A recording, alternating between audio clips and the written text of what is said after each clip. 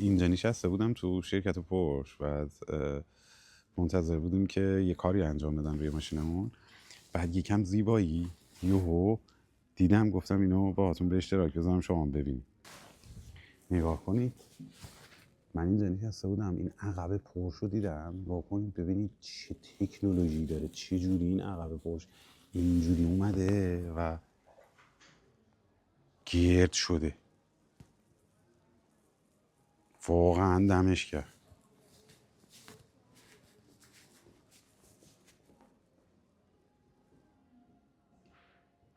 اینم پشتشه، اینم نمای داخل کابینشه. جلوش هم بهتون نشون بدم، اینم جلوشه.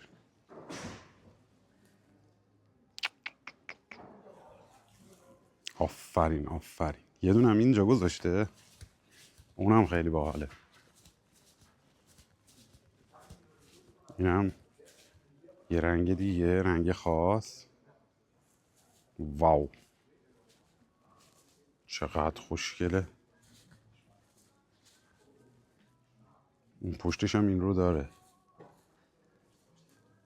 این دیگه کاملا 2 نفر است، به هیچ عنوان نمیشه 4 نفر سوار شید.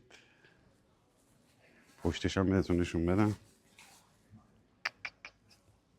آفرین باریکلا.